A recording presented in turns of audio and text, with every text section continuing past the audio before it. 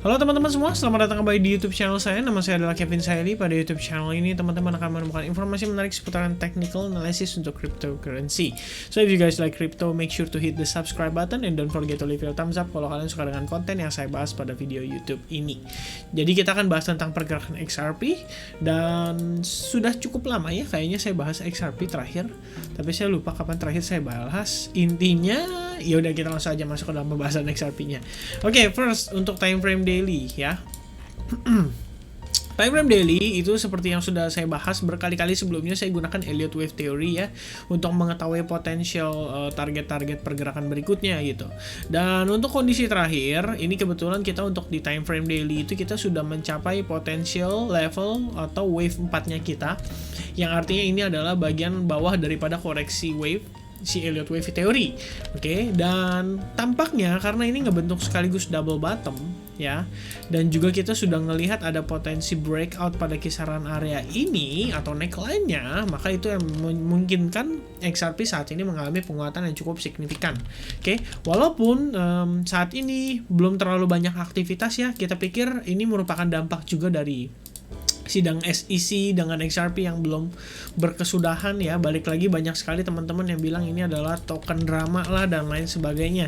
Yes, saya juga setuju memang token drama. Cuman XRP ini sebenarnya kalau saya bisa bilang sih ini adalah salah satu raksasa yang cukup lama udah tidur guys ya. Even though ya kita tahu lah ya, walaupun dia faktanya itu tampak seperti centralized tokennya dan lain sebagainya, tapi saya yakin secara utilities dia cukup oke dan bisa banget dipakai untuk kerjasama dengan pemerintah atau perbankan. Jadi tidak menutup kemungkinan token ini suatu saat nanti punya prospek yang cukup oke untuk digunakan dalam transaksi sehari-hari. Saya pikir seperti itu. Nah, untuk time frame daily kita bisa lihat beberapa hal saat ini di mana ada di kisaran level 7787 atau ya 77 sen itu adalah potensi resistance kuat kita saat ini. Kita sudah ngelihat satu kali rejection, bahkan dua kali karena retest di hari esoknya, dan kita sama-sama failed untuk close di atas level itu. Dan kalau misalkan melihat dari time frame 4 jam, ini ada beberapa hal yang saya mau tunjukkan ke teman-teman. Pertama, market itu baru aja break semacam trendline ya, trendline yang kita bilang cukup penting bagi pergerakan di H4.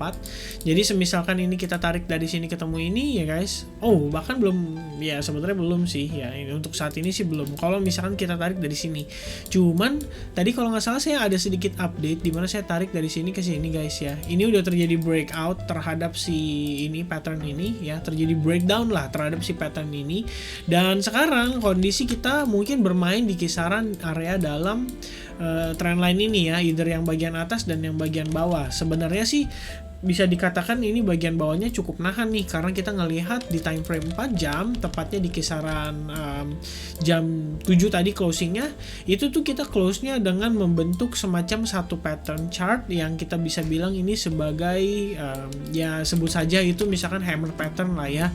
Intinya sih dari chart ini yang kita bisa dapatkan informasinya adalah tail ini itu adalah suatu arti di mana ada ya istilahnya dana besar atau big fund yang mempertahankan area ini ya, seperti yang kita lihat di kisaran area ini cukup sering dapat rejection di kisaran area tersebut, di mana ini juga kalau misalkan diperhatikan dengan saksama merupakan exponential moving average 55 pada time frame 4 jam, dan itu berarti kalau misalkan secara 4 jam sendiri XRP itu diconsider sudah mencapai potential level bottomnya kita guys ya, dan bottom itu untuk pergerakan saat ini gitu, kecuali dia successfully break si kisaran level support itu, maka next area yang akan terekspos untuk si XRP itu berada di kisaran kurang lebih $0.66 atau 66 sen.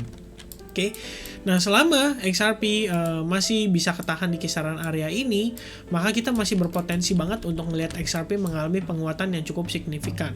Saya rasa ini cukup sedikit banyak cukup ketarik juga ya efek daripada Bitcoin, dan juga kalau misalnya kita perhatikan lagi memang ini sudah ada semacam pattern juga yang bisa mengindikasikan market itu untuk melanjutkan pelemahan sementara. Oke. Nah, Kalau misalkan dilihat lagi dengan saksama, seandainya saya hilangkan ini dan saya hilangkan ini ya guys. Jadi saya pengen kasih lihat ke kalian, ini adalah potential resistance kita saat ini, dimana di sini kita ketahan. Oke, kisaran area ini juga kita ketahan, dan setelah breakout kita langsung balik ke dalam. Dan sekarang saat kita rebound di kisaran area ini juga ketahan. Nah, kalau misalkan kita berhasil ngelihat XRP close di atas level tersebut, ada kemungkinan XRP itu akan tersideways, cenderung menguat, dengan catatan dia harus successfully sebenarnya breakout si falling wedge pattern ini ya. Jadi kalau misalnya kita lihat sekilas, ini sebenarnya terbentuk semacam falling wedge pattern, di mana marketnya itu cukup terkonsolidasi di dalam falling wedge pattern ini. Jika dia terjadi breakout, maka bisa dipastikan atau bisa diyakinkan bahwa XRP ini akan mengalami penguatan yang cukup signifikan terhadap pergerakan market saat ini. Oke, balik lagi, kalau misalkan teman-teman belum begitu paham, saya akan remind kembali dan tidak lelah saya remind terus menerus ya. Berikut adalah bullish falling wedge pattern.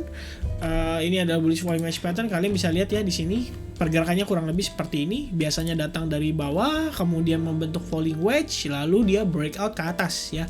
Dan kalau misalkan kita lihat saat ini ya kurang lebih sejenis ya guys untuk pergerakannya. Datang dari bawah, kemudian membentuk semacam falling wedge, dan kalau misalkan terjadi breakout, maka next target kita adalah resistance sebelumnya di kisaran area $0.75, dan next targetnya adalah di kisaran $0.77, mengacu pada resistance penting yang ada pada time frame daily. Oke, nah kurang lebih seperti itu guys untuk pergerakannya si XRP saat ini. Saya pikir kita mungkin masih akan terkonsolidasi untuk beberapa jam ke depan, sampai ya mungkin bahkan sampai besok lah ya, besok siang atau sore pun masih bisa bermain di dalam kisaran area tersebut. Nah, kalau misalkan kita successfully breakout, ya tidak perlu diragukan lagi ya. Ada kemungkinan memang ini juga bagian daripada correction wave yang sama dengan penjelasan yang saya jelaskan pada Bitcoin ya. Untuk Bitcoin sendiri kita juga sedang memasuki fase koreksi antara A, B, C correction sebelum akhirnya nanti kita breakout dan mengkonfirmasi level bottom daripada pergerakan si Bitcoin secara time frame daily ya. Kalau misalnya secara time frame daily kita expect di sini adalah level wave 4-nya kita dari 1, 2, 3, 4 dan seterusnya. Oke? Nah, kalau misalkan satu lagi guys ya, kalau misalkan untuk si XRP sendiri, sebentar, XRP ya, untuk XRP sendiri, seandainya dia close di atas kisaran area ini pun sebenarnya saya bisa katakan cukup positif ya, karena di kisaran area ini sendiri sebelumnya itu merupakan area resistance yang cukup penting bagi XRP, dan kita udah ketahan di kisaran area tersebut guys ya. Jadi sebelumnya kita ketahan di sini, sekarang kita ketahan di sini dan di sini. Oke. Jadi kalau misalkan memang kita sideways di kisaran area tersebut, menurut saya cukup positif untuk potensial pergerakan XRP berikutnya. Right? Itu aja paling yang bisa saya sampaikan seputaran XRP. Bisa pay attention ya terhadap kondisi market saat ini. Kita kalau lihat dari time frame 1 jamnya sendiri juga tampak positif ya, tampak positif. Kelihatan kita ada tahanan di situ, dan mungkin boleh diantisipasi sekali lagi guys, karena ini dikhawatirkan membentuk semacam bear flag pattern ya, dimana kalau misalkan dia ada potensi breakout maka dia akan kayak gini guys, atau breakdown. Mungkin kita akan tes sekali lagi level bagian bawahnya sebelum kita benar-benar melihat dia mengalami penguatan yang signifikan. Alright, itu aja. Thank you so much for watching this video. Thank you so much juga buat teman-teman yang udah support saya. Subscriber akhirnya mencapai 19.000, sebentar lagi 20.000. Thank you so much buat teman-teman yang udah support semuanya dari saya memulai pertama kali sampai sekarang. Dan by the way, saya pengen kasih tahu ke teman-teman bahwa besok itu saya akan ada jadwal vaksin kedua, jadi mungkin saya nggak akan update video untuk besok. Hopefully teman-teman yang trading semua bisa stay safe ya, jangan terlalu trading, maksudnya jangan terlalu overload, jaga manajemen risknya teman-teman, dan make sure kalian trading itu sesuai dengan kapasitas kemampuan dana kalian gitu ya. Jangan sampai dana yang dipakai itu adalah dana panas, itu sebenarnya berbahaya sekali gitu. Make sure dana yang memang ini bisa dibilang ya, kita bisa bilang untuk tambahan investment lah ya. Sebetulnya sih kalau misalkan balik lagi soal investment, terutama untuk trading seperti ini sangat beresiko sekali. Jadi make sure kalian belajar itu pakai uang dingin ya, jangan pakai uang panas. Jadi seiring dengan proses kalian belajar, kalian bisa lebih baik, itu tinggal ditambahin aja marginnya, itu nggak ada masalah. Oke, thank you so much for watching, and I'll see you guys again in the next update. Thank you very much. Cheers.